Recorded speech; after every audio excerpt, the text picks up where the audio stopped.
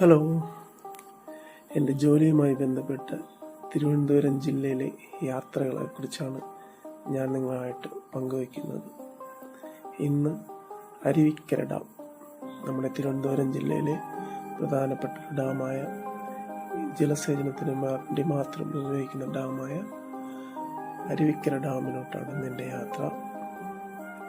ആദ്യം കണ്ടത് ഇരുമ്പയിൽ നിന്ന് അരുവിക്കരയിലോട്ട് പോകുമ്പോൾ ഉള്ള അരുവിക്കര ഒരു ചെറിയൊരു പാർക്കാണ്.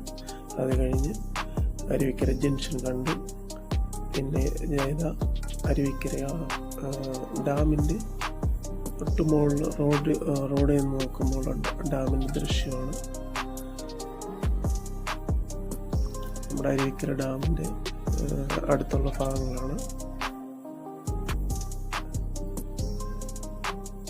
1934 സ്ഥാപിതമായ, അതായത് രാജാക്കന്മാരുടെ കാലത്ത് സ്ഥാപിതമായ ഒരു അണക്കെട്ടാണ്. ജലസേചനത്തിന് വേണ്ടി ഉപയോഗിക്കുന്ന അണക്കെട്ടാണ്. ഇറിഗേഷൻ ഡിപ്പാർട്ട്മെൻറ്റ് ഓഫീസൊക്കെ അവിടെ ഇഷ്ടംപോലെ ഉണ്ട്. ചുറ്റും എല്ലാ ഭാഗത്തും ഇറിഗേഷൻ ഡിപ്പാർട്ട്മെൻറ്റിൻ്റെ ഓഫീസുകളുണ്ട്. തിരുവനന്തപുരം ജില്ലയ്ക്ക്, അതായത് തിരുവനന്തപുരം നഗരത്തിന് മൊത്തവും ജലസേചനം നടത്തുന്നത് നമ്മുടെ അരുവിക്കര ഡാമിൽ നിന്നാണ്. ഇത് അരുവിക്കര ഡാമിൻ്റെ തൊട്ടടുത്തുള്ള പാർക്കിലോട്ട് പോകുന്ന ദൃശ്യമാണ്.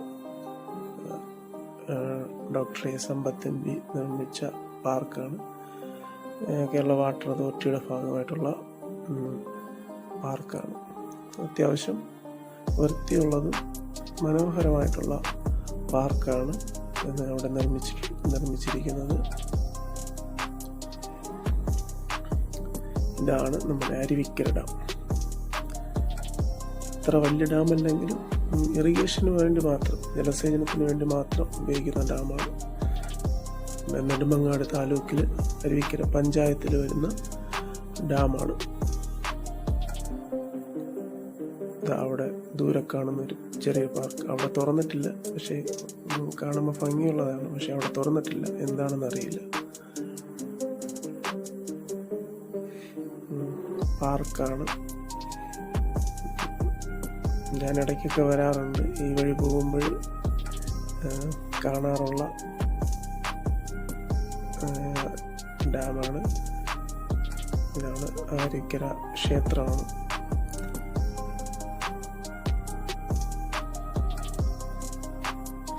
പിന്നെ ഞാൻ അവിടെ ഇരുന്നാണ് ഫുഡ് കഴിച്ചത്.